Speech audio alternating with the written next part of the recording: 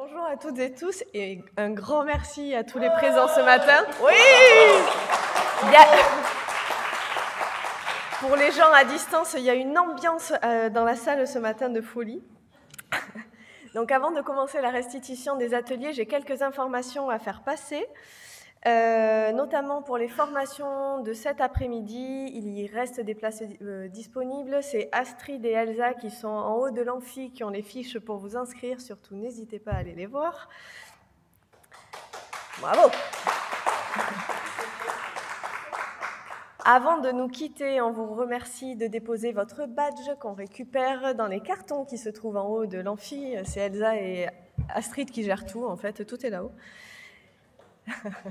Ceux qui souhaitent ou qui ont besoin d'attestation de présence, ça se passe sur le site de l'Anstia. Dans l'espace événement JN 2024, vous avez un onglet avec les attestations de présence et vous pouvez aller télécharger votre attestation de présence nominative. Et elles sont d'ores et déjà disponibles. Une petite annonce à faire pour le prochain événement, les prochains événements Anstia 2025. Donc la grande nouvelle que j'ai échappé au café tout à l'heure, certains ne seront pas trop surpris du coup, le Pédagolab se passera à Grenoble cette année, courant juin, la date est à venir, on attend confirmation de l'établissement qui nous accueille, donc à Grenoble pour le Pédagolab. Et on remercie Grenoble évidemment de nous accueillir. Les dates et lieux sont à venir pour les rencontres audiovisuelles qui se dérouleront également en juin 2025. On démarre de suite les restitutions d'ateliers, mais avant ça, j'aimerais faire les remerciements tout de suite, avant d'oublier, et surtout si jamais on n'a pas le temps à midi, si on part trop vite à l'apéro. Donc j'aimerais un gros tonnerre d'applaudissements pour mes collègues Nathalie et Vanessa qui sont en régie depuis hier matin.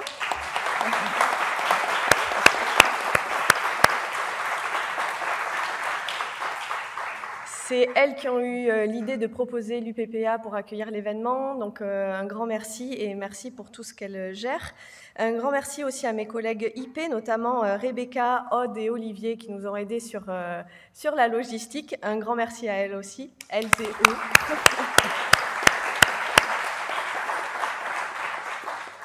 Un grand merci également évidemment au service com, on l'a dit hier, mais elles ont réalisé l'affiche pour ces rencontres, donc un grand merci au service com.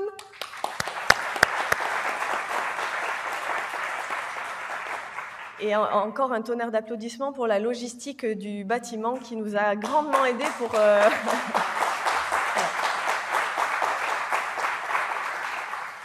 Évidemment le CA et vous surtout, sans quoi rien ne serait possible. Encore merci. Bravo les amours. Donc on lance la restitution des ateliers. Parce que c'était, mais c'était non. C'est non. Ça arrive,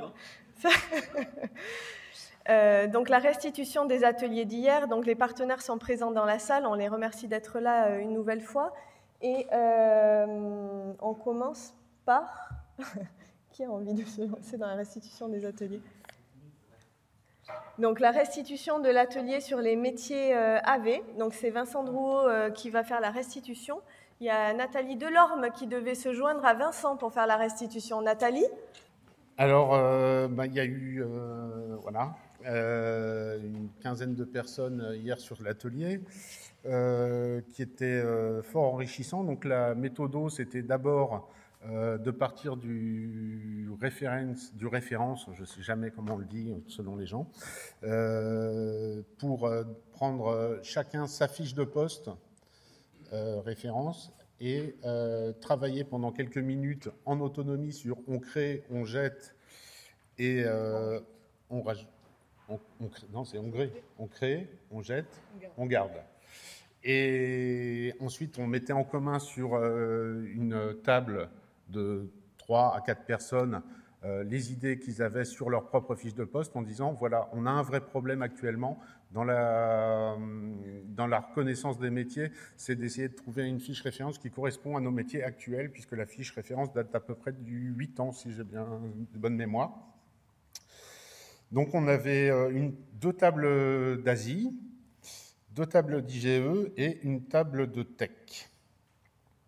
Ce qui s'est passé, c'est qu'on s'est rendu compte que ce qui existait avant et qui n'existait plus maintenant manquait, c'est notamment la différence entre l'exploitation et la production, donc tous ceux qui s'occupent du bâti en partie, la diffusion, et de ceux qui font de la production, et on demande actuellement dans les références de tout faire, et que c'est un vrai problème vis-à-vis des gouvernances, pour essayer de trouver des gens qui sont, selon les établissements, capables de tout faire, mais pas bien formés forcément à tout. Voilà. Ce qu'on a repéré, c'est aussi la difficulté d'évolution de carrière dans les fiches références. Il n'y a pas de continuité, tout à fait, hein, dans les fiches références. Et ce qu'on partage aussi avec les ingénieurs pédagogiques, c'est le problème de l'IGR qui correspond à plus ou moins un métier, et aussi bien les IP que ceux qui font de l'exploitation ne s'y retrouvent pas. Donc, essayer de travailler sur ces fiches de poste pour essayer de faire un livret aussi bien que celui qu'a fait Yann Amri pour les ingénieurs pédagogiques, et puis pouvoir essayer de sortir des fiches de poste qui soient un peu plus types, qui soient un peu plus conséquentes et plus proches de nos métiers. Donc, on a parlé notamment du fait du marché public pour l'exploitation, de l'IA qui va arriver, la visio qui est un sujet, etc. Donc, on va faire un groupe de travail pour travailler autour de ces questions et pour essayer de livrer quelque chose de propre. Voilà. Est-ce que... Ouais, je te laisse la parole. Tu as déjà à peu près tout dit, et aussi ce qu'on a repéré, c'est que beaucoup de fiches utilisent le multimédia.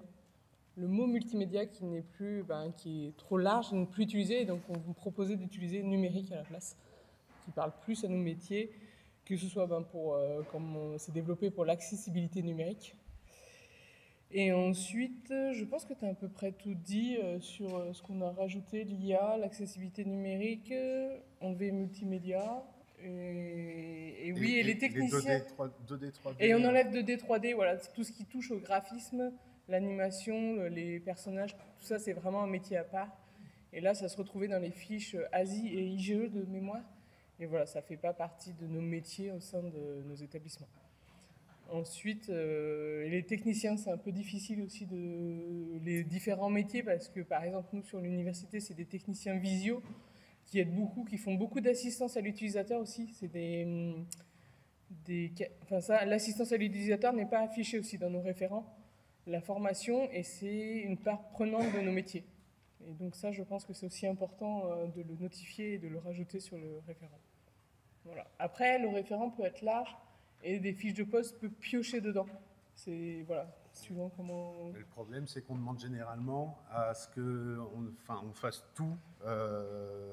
On prend certaines fiches de poste sont basées sur référence, et on se dit mais c'est pas un tech. Vous demandez un tech qui répond à tous les domaines. En fait, c'est pas un tech, c'est un ASI ou un IGE parce qu'ils font mal les fiches de poste. Voilà. En fait, le référent sert juste de guidage.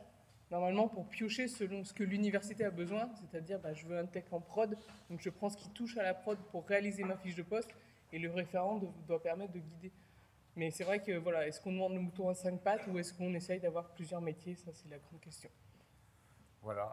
Et une dernière chose, c'est qu'on s'est tous mis d'accord sur le fait que, dans le métier audiovisuel, les B font du travail d'ASI, les ASI font du travail d'IGE et les IGE font du travail d'IGR.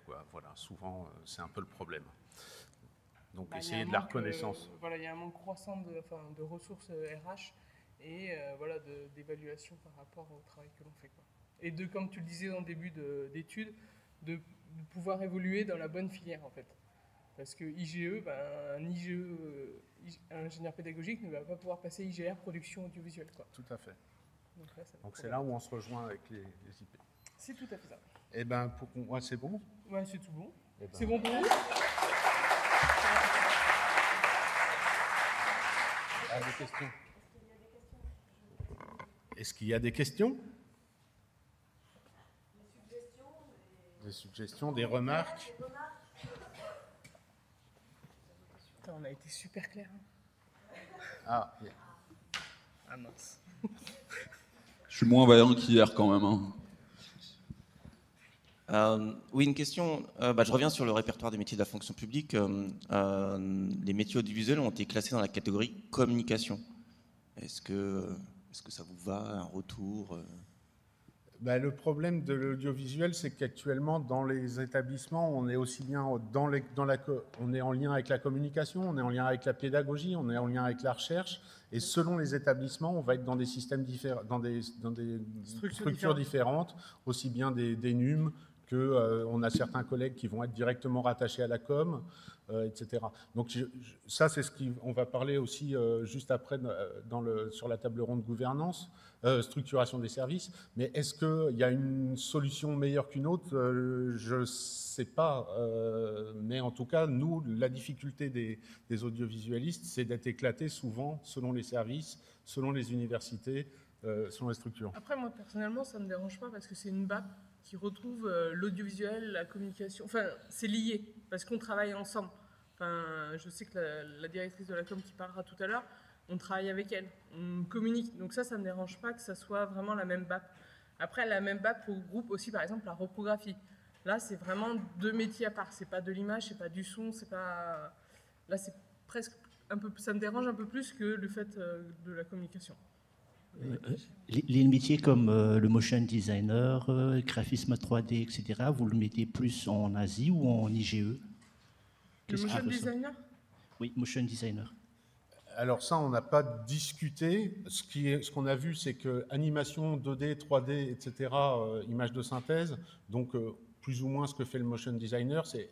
La question hier, c'était est-ce que ça fait partie du métier? Est-ce que pour moi, personnellement, ça fait partie du métier, mais c'est un métier un peu à part. Alors, est-ce qu'il doit être plutôt dans le... C'est une discussion qu'on doit avoir collectivement. Ça fiche comme le photographe, au final. Voilà. Est-ce que c'est un ASI? Est-ce que c'est un IGE? C'est sur ces deux niveaux que ces deux, pas catégories, mais sur ces deux grades qu'on retrouve ces fonctions-là, en tout cas. Oui, la question c'était plus si on souhaite, on va dire, recruter un motion designer, la problématique qu'on a actuellement, c'est qu'on ne sait pas sur quelle grille on va se mettre. Si on le met en Asie, peut-être qu'on aura moins de candidats. Si on le met en IGE, est-ce que c'est pas... et donc nous, on n'a pas ce retour, on va dire. À mon avis, ça sera plus ce qu'il fait en parallèle. Par exemple, un motion designer qui va réaliser le scénario de son animation avec l'enseignant ou le service com, là, il sera plus en IGE. Par contre, s'il exécute vraiment quelque chose qu'on lui dit de faire, là, moi, je le placerai plus en Asie. C'est plus sur la rédaction du scénario et le partenariat que... Oui, sur les tâches, générales, voilà. Oui, bonjour. Juste pour compléter, Elisabeth Lacasse de PSL. Bien parler dans le micro. Pardon, on a recruté un motion designer récemment et on peut vous passer la fiche de poste et je crois qu'il est cadre, je crois qu'il est catégorie A. Alors, c'est pas IGE, mais il est contractuel, mais je crois qu'il est... Asie catégorie A aussi. Oui, hein. ça, okay, Asie et IGE, les deux sont catégorie A, de toute façon. On va peut-être passer à la restitution suivante. Merci à tous. Merci.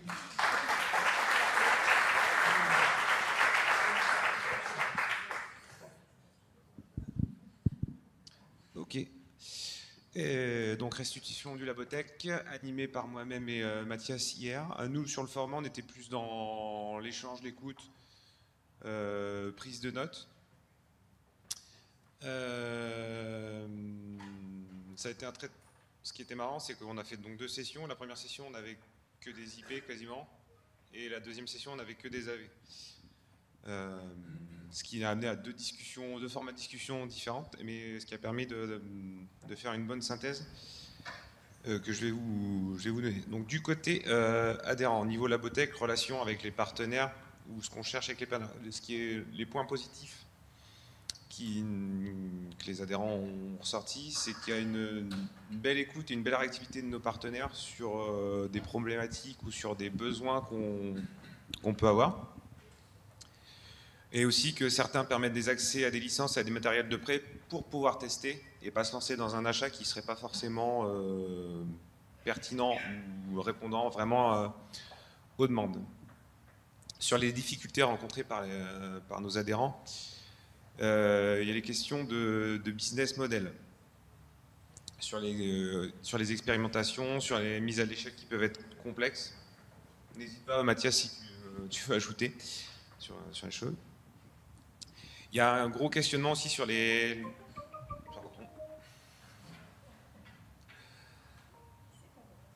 Oui, mais ça sonne si je... Oui, donc il y a un gros questionnement sur les demandes sur mesure. En gros, surtout sur les partenaires où on fait du développement.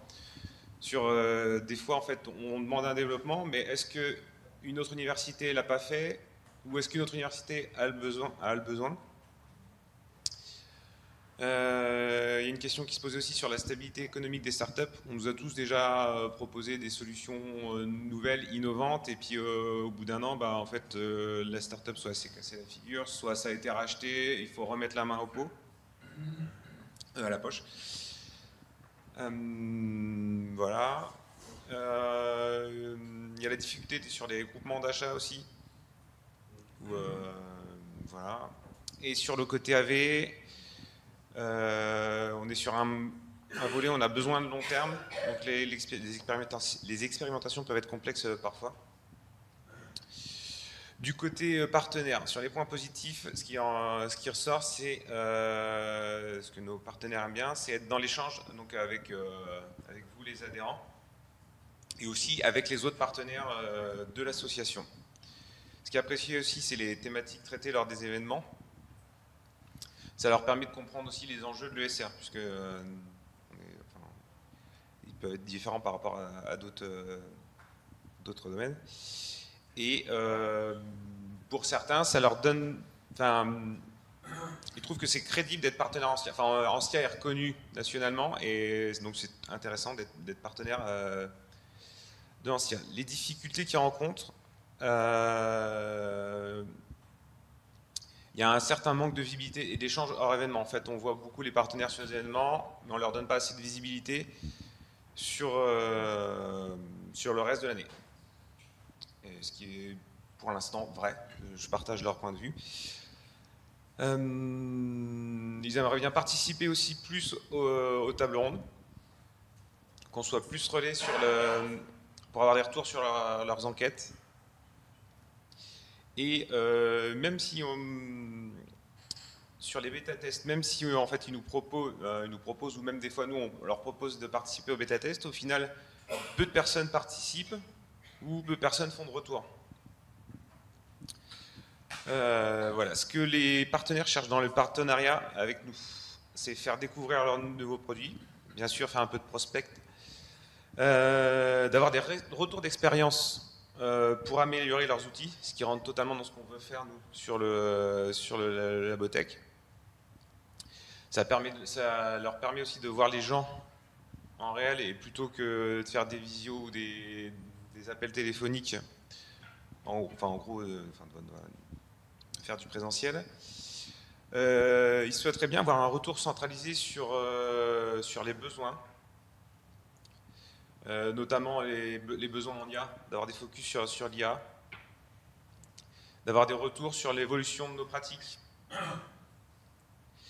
Ils aimeraient bien savoir sur des thématiques transverses un peu nos positions, la position de nos établissements, notamment sur la souveraineté des outils, les besoins d'accessibilité et les contraintes en termes de développement durable. Et ce qui ressort de tout ça, en termes de la grosse difficulté commune, c'est capter le retour des étudiants. On a le retour des enseignants puisqu'on travaille directement avec eux, mais même si le terme n'est pas bon, un des utilisateurs finaux, c'est l'étudiant. Et ça, autant eux comme nous, on a vraiment du mal à l'avoir. De tout ça, de toutes ces discussions avec les partenaires et avec vous, les adhérents sur la Labotech, il ressort plusieurs idées.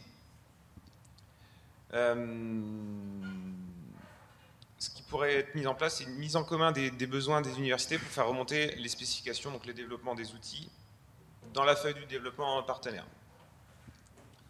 En gros, faire une définition de personnel. Le gros point qui est sorti avec les 2 groupes de discussion, c'est de faire une cartographie des outils qu'on utilise, des outils et matériels qu'on utilise dans les universités. Voilà. Il y aurait un besoin de curation des entreprises répondant aux besoins. Donc là, on parlera d'un rapprochement avec EdTech France, voire la FINEF, pour les applications et les matériels plus ingénierie pédagogique, et l'AV User Club pour le côté plus audiovisuel. Et ce qui ressortait après, donc, aussi, c'est comment on va faire vivre le Labotech. Il y a plusieurs idées qui sont sorties, donc un café de partage d'expérience entre UNIV, des webinaires partenaires incluant un REX d'une université qui aurait utilisé une solution ou une application des partenaires. Et lors des événements, avoir des stands, donc là ça sera plus côté AV, mais ça peut marcher sur des applications plus IP aussi, des stands de mise en situation réelle. Et enfin, certains adhérents ont soumis l'idée d'avoir des respirations pour aller voir ce qui se passe hors ESR. Parce qu'on utilise les solutions logicielles, matérielles dans l'ESR, mais pourquoi pas voir ce qui se passe hors ESR. Donc voilà un peu ce qui ressort de l'atelier Labotech. Merci.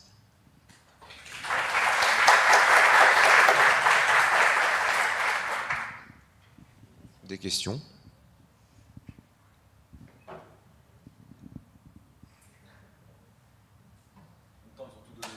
C'est vrai. Ouais, je fais des réactions. J'ai encore raconté mon Micro pour les gens, pour le live. Les gens qui sont pas là.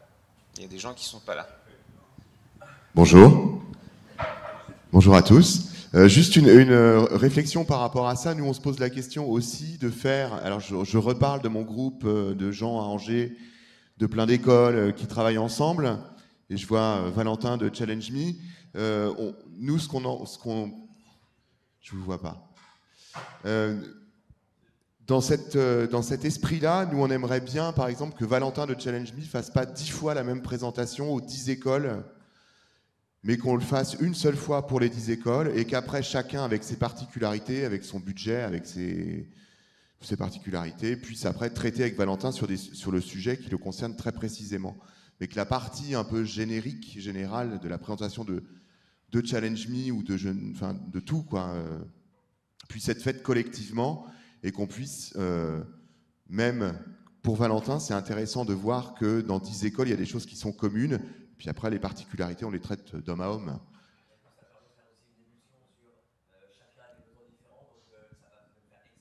Ouais. Ouais. Voilà. Valentin, on t'attend. D'autres questions?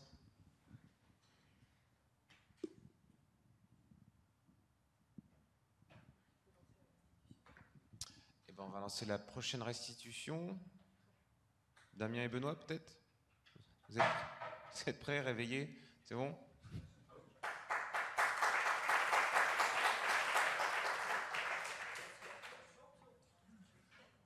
Donc, au sein de l'atelier formation, on avait prévu 2 fois 30 minutes de travail. Et en fait, ça a été juste impossible de tenir le timing parce que, en fait, il y avait eu trop d'échanges, c'était extrêmement riche. Et on en est venu à rester vraiment sur un temps plutôt de 45-50 minutes, voire même 1 heure en fonction des groupes, de discussion sur les formats, en fait, des formations, des modalités, de ce qu'on pouvait trouver, etc.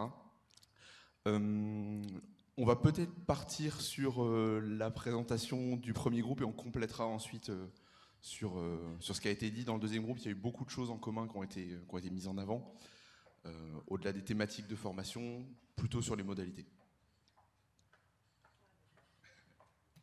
On avait invité dans chaque groupe à désigner un ou une rapporteur sur les travaux qui ont été faits.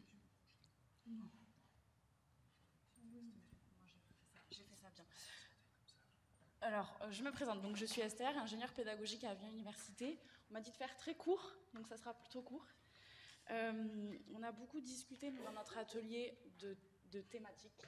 Il y a eu beaucoup de thématiques abordées, beaucoup de contenus différents abordés. On a aussi beaucoup discuté des thématiques déjà jouées cette année qui plaisent, donc on pourrait, pourquoi pas, peut-être les reproposer. Je fais un panorama peut-être des grandes thématiques qui ont été abordées. La posture face à la caméra. Alors peut-être une précision sur le public qu'il y avait dans l'atelier 1 sur les besoins en formation. Il n'y avait que des IP. Il n'y avait qu'une ingénieure pédagogique qui avait la double casquette avec l'audiovisuel, mais sinon il n'y avait que des ingénieurs pédagogiques. Ça contextualise mon propos. Et dans l'atelier 2 c'était l'inverse, mais j'aurai un collègue qui viendra le présenter. On a parlé de formation de formateurs. Vraiment, on m'entend pas. On a parlé beaucoup d'IA, évidemment, d'intelligence artificielle. On a beaucoup parlé de ludopédagogie. On a parlé de intégrer la recherche en pédagogie. On a parlé de droit d'auteur. On a parlé d'échanges on a parlé de beaucoup de formats, en fait, après. Une fois que les thématiques ont été abordées, on s'est dit, finalement, avec ces thématiques et ce contenu, on en fait quoi, et comment, et avec qui. Donc on a parlé des formats en se disant que ça pouvait être des formats tout à fait basiques. On pouvait partir sur des webinaires très courts, à distance. On pouvait partir sur des ateliers de pratique, en passant par des formations à distance, en ligne. Le champ des possibles est large. Avec un warning, mais peut-être vous le ferez sur... Anstia n'est pas un organisme de formation non plus, mais je vous laisserai faire cette précision. De quoi on a discuté ? On a discuté aussi de pouvoir proposer, par rapport aux thématiques abordées, des niveaux de formation. On a illustré ce propos en se disant que, par exemple, il me semble que pour l'année prochaine, il y a une thématique sur la rédaction d'un article scientifique proposé. On s'était dit que c'était peut-être intéressant de pouvoir niveler cette thématique-là en proposant un niveau 1 de formation, sur une formation très courte, par exemple, pour former les ingénieurs pédagogiques à identifier les colloques, les revues, dans lesquelles ils peuvent faire des retours d'expérience, des retours de projets pédagogiques réflexifs, ce genre de choses. Juste identifier. Un deuxième peut-être niveau sur comment répondre à un appel à communication, et un troisième niveau sur la rédaction d'un article scientifique avec des données probantes. Pourquoi pas, ce genre de choses. J'avais dit que c'était court, mais en fait c'est pas court.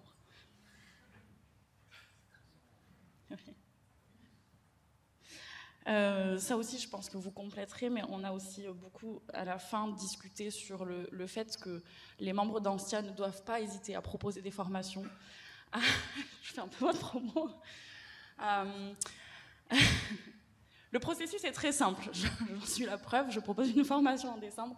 Je me suis fait accompagner par un membre du CA qui m'a aidé à formaliser mon idée. Donc vous pouvez tout à fait avoir une simple idée sans l'avoir formalisée, avoir une date, avoir un format, juste une thématique et vous serez conseillé. Le process est vraiment très simple et vous pouvez tout proposer. Voilà.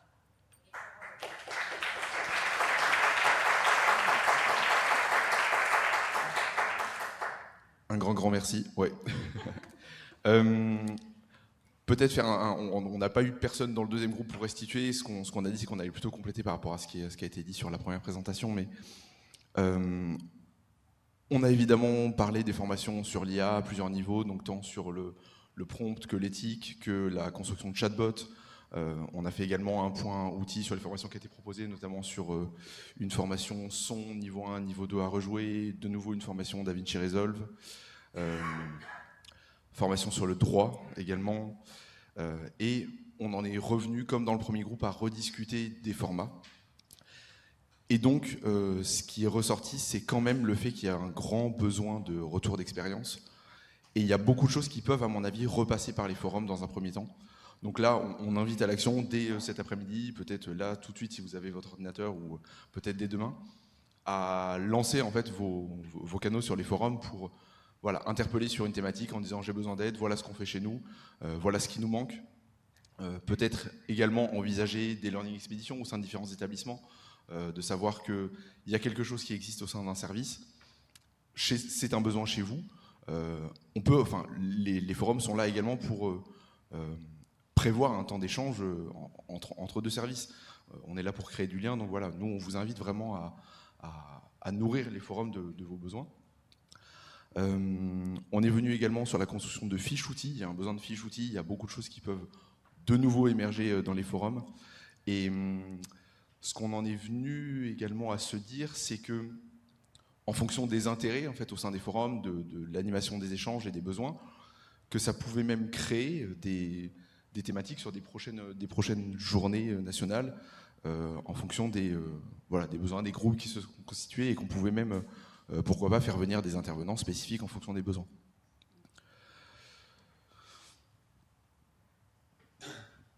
Et donc quand même, on cherche des formateurs. Donc si on a eu quelques propositions hier, n'hésitez pas en tout cas à envoyer un mail à formation@anstia.fr si vous avez un besoin de formation, si vous voulez proposer une formation. Effectivement, il y a eu beaucoup... On s'est rendu compte aussi qu'il y a des besoins de formation qui sont clairement identifiés et on va essayer d'y répondre. Mais il y a aussi beaucoup d'échanges et peut-être de retour d'expérience, de comment ça se passe ailleurs, qu'est-ce qui est fait, qu'est-ce qui marche pas. Et évidemment, les forums sont là pour ça. On va essayer de relancer la machine. Et vous êtes membre actif, donc c'est aussi à vous de... Si vous avez un besoin, n'hésitez pas à demander, quoi. On est suffisamment nombreux pour retrouver des solutions communes et d'avancer, quoi. Ouais. Elsa ?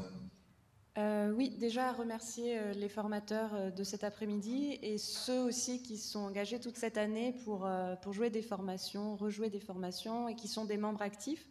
Et surtout rappeler que les formations sont rémunérées. Est-ce qu'on peut donner la somme en direct live ? 3 000 € net l'heure. 35 € net l'heure. C'est 35 € de l'heure en fait. Ouais.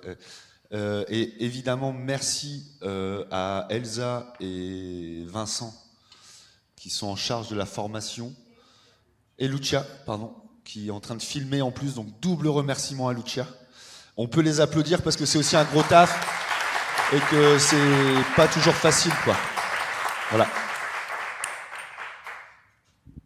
Oui, peut-être pour terminer, on a le travail qui a été initié également par Adeline Alesca-Angers, donc qui est venue alimenter beaucoup la discussion, donc on prendra le temps d'en rediscuter également, mais je voudrais terminer sur le fait que vous avez peut-être découvert hier que les adhérents Anstia avaient une réduction de 50% sur les formations Unicamp.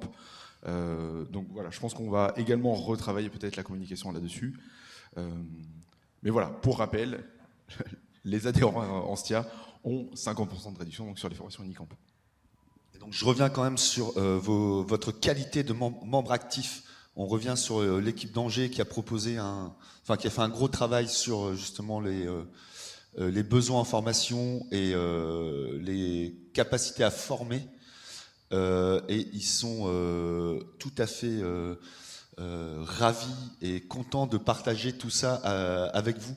Donc on va, il y a un petit travail à faire, mais il y aura sûrement une restitution de leur travail et on va essayer de faire remonter ça pour tout le monde, quoi. Donc c'est quand même, voilà, c'est aussi ça l'Anstia, quoi. C'est-à-dire qu'il y a des initiatives locales qui peuvent permettre à tout le monde de progresser, quoi. Je sais pas si c'est le bon terme, mais voilà.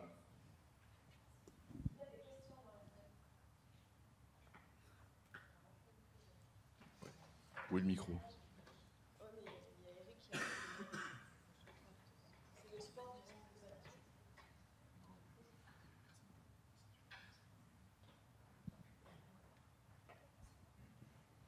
Oui, bonjour. Non, juste une info pour dire à tous qu'actuellement, pour l'IA, il y a 2 MOOC courts sur Fun qui ont ouvert récemment, que je vous recommande. Ils sont tous les deux de 3 heures de temps de formation. Voilà, pour un, c'est vraiment pour découvrir les bases, c'est quoi l'IA, ça marche comment, etc. Et le deuxième, c'est l'IA par et pour les enseignants, qui a été lancé par le ministère la semaine dernière. Et franchement, il est top. Donc, pour découvrir, vous lancer, etc., je pense que c'est bien. Donc, si on peut, comme ça, informer aussi de ressources formation, d'auto-formation qui existent, ça serait pas mal. peut-être par un canal forum ou autre, je ne sais pas. Oui, c'est ce qu'on s'est dit également hier, c'est qu'en fait, il y a beaucoup de choses qui dépendaient ou de la veille professionnelle, en fait, ou de la formation, et toute la partie veille, en fait, vraiment pouvait exister via les forums. Tu voulais compléter pour la partie IA? Une toute petite précision sur la partie IA. Nous, on a discuté entre ingénieurs pédagogiques sur avoir des temps d'ateliers pratiques. En fait, c'est pas tant la formation, c'est quoi l'IA, c'est quoi les principes, comment on l'utilise, mais avoir du temps pour pouvoir se former à l'intégrer dans nos pratiques professionnelles ou former les enseignants à, etc. Voilà. Alors, le premier dont je parlais, court, il est fait par une collègue de Saint-Étienne. Je le recommande fortement parce qu'il est fait avec une IA, pour apprendre l'IA, et c'est des cas pratiques. Donc, allez le voir. Franchement, ça vaut le coup. Merci beaucoup. Il y avait une deuxième question. Oui, c'était une remarque courte parce qu'on en avait parlé dans les ateliers, c'est de mixer aussi nos publics de typologie de métier, que ces formations-là, elles sont autant pour les IP que les AV, parce que c'est nécessaire qu'on ait la même connaissance de nos métiers pour pouvoir mieux nous comprendre et puis être plus efficient. Oui, tout à fait.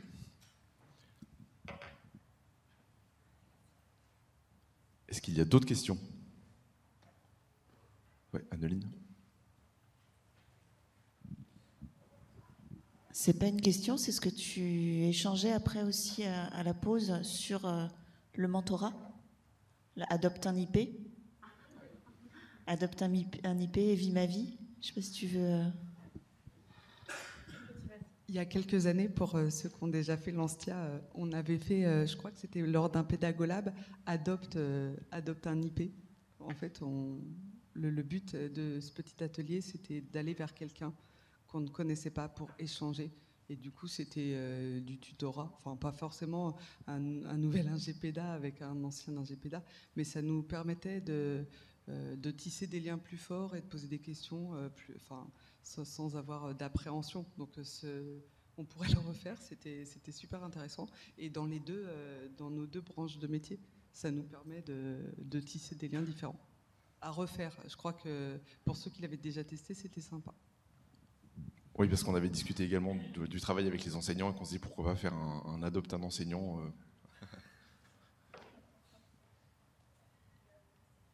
Ouais, dernière restitution, donc sur les livrets IP.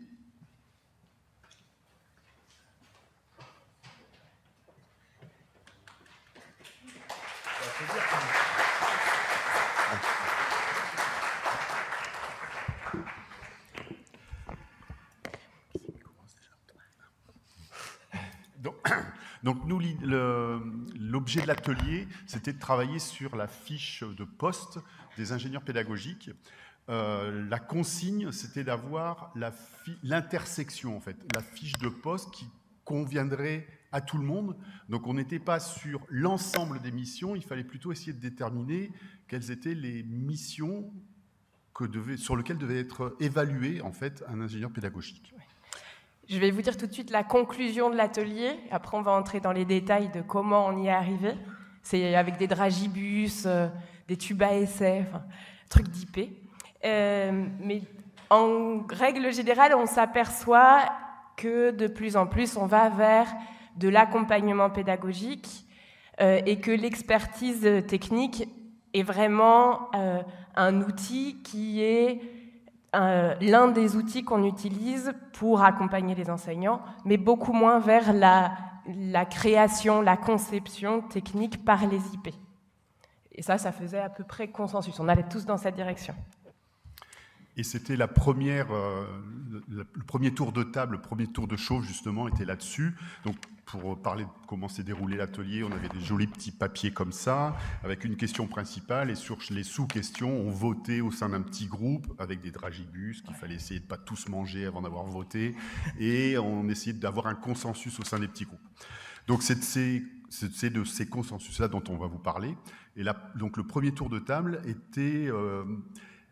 en fait, tourner autour de l'idée, est-ce que les concepts d'ingénierie pédagogique sont nécessaires pour les missions suivantes des ingénieurs pédagogiques?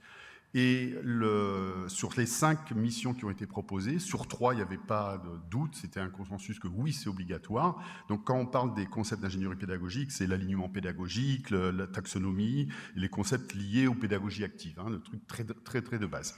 Et donc sur les 3 qui sont concevoir un cours en ligne, concevoir et animer un atelier de formation pour les enseignants, accompagner individuellement un enseignant dans son développement professionnel, c'était évident qu'on mobilisait ces concepts. Pour les 2 suivants, c'était un petit peu plus mitigé. Et les 2 suivants, c'est produire de ressources pédagogiques multimédia. Donc le débat et le côté plus mitigé venaient de qu'est-ce que c'est produire des ressources multimédia? Est-ce que c'est produire à la place de l'enseignant? Quel est le niveau d'interaction entre l'enseignant et l'ingénieur pédagogique? Donc c'est plus sur cet aspect-là de la question que c'était mitigé. Et le 5e point, c'était renseigner un enseignant sur un outil numérique, sur un des outils numériques pour l'enseignement.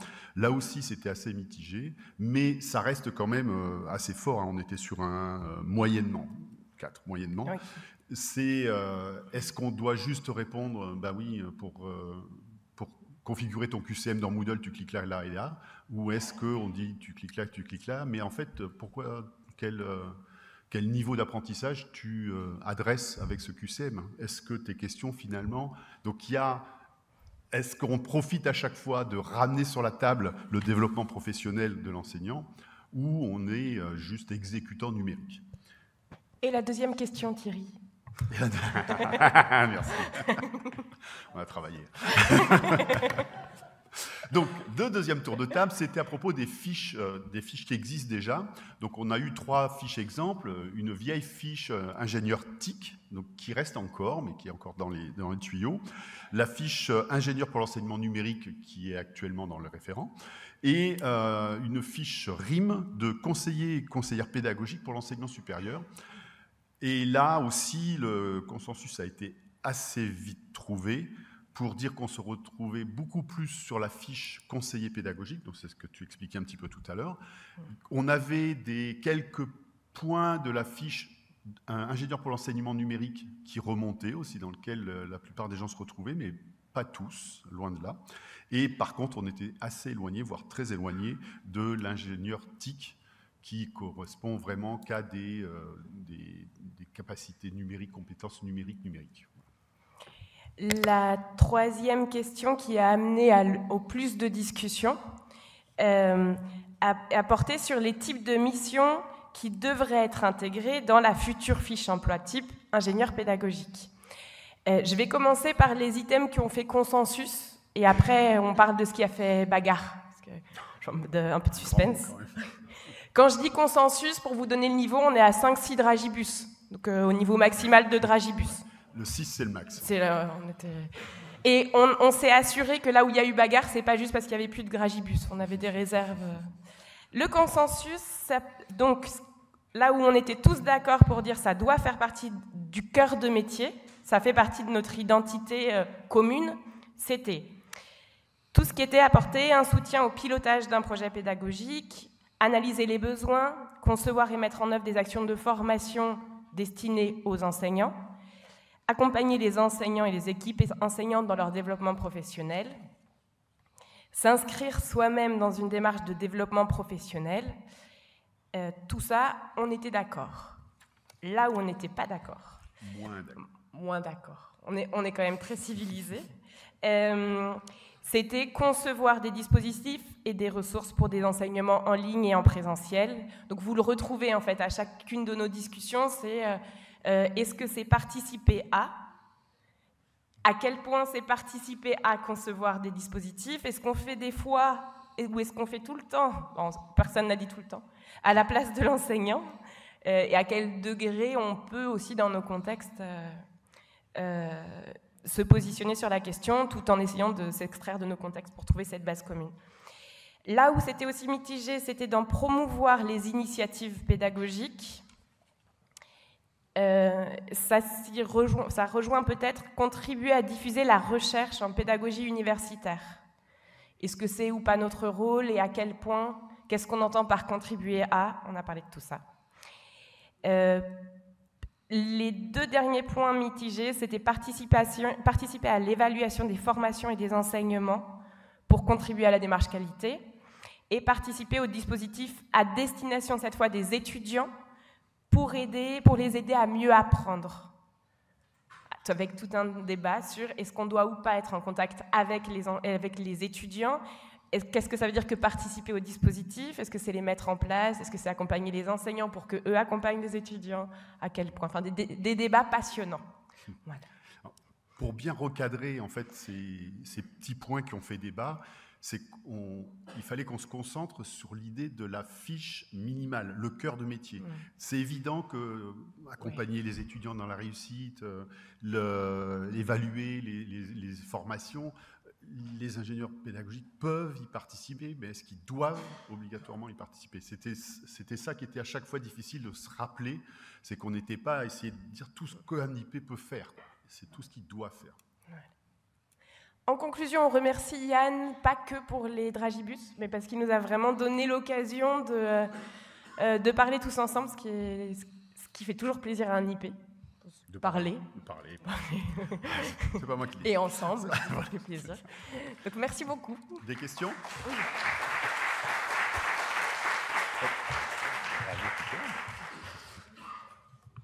Je propose qu'on fasse vous pouvez rester là, on fait la deuxième restitution parce que c'est sur la même grande thématique et on prend toutes les questions là-dessus. Ça vous va? Qui c'est qui fait la... Ben ouais, ils sont là.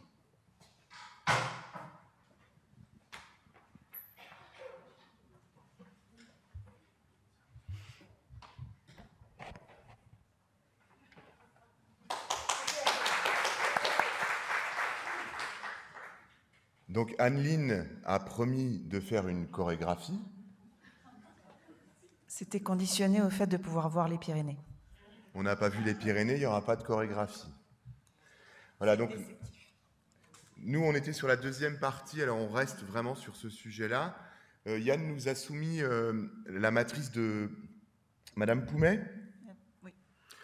Madame Poumet, c'est une matrice qui définit un peu notre engagement dans les projets pédagogiques pour les IP selon 2 dimensions. Une dimension qui est fondée sur le résultat et une dimension qui est fondée sur le processus. J'avais pas prévu qu'elle mimerait, on n'a pas répété, c'est vraiment de l'impro totale, mais c'est très bien. Donc voilà, on a donc une matrice avec 9 cases qui vont sur ces deux dimensions et on nous a soumis la soumission. Comment on nous a soumis plusieurs cas dans des situations où l'IP devait donc choisir, en tout cas réfléchir à quelle position il avait dans cette matrice. Donc on s'est trouvé avec des situations du type vous avez un MOOC à faire financer par l'ANR pour un médecin qui n'est pas là et le MOOC doit être fait dans 6 mois. Est-ce que vous êtes plutôt dans une dimension où vous allez autonomiser, vous êtes sur le processus, vous allez autonomiser l'enseignant, un enseignant autonome. Voilà. Ou est-ce que vous êtes plutôt dans une dimension où vous allez choisir d'aller vers le résultat et donc de produire le MOOC à tout prix, production d'un MOOC en 6 mois.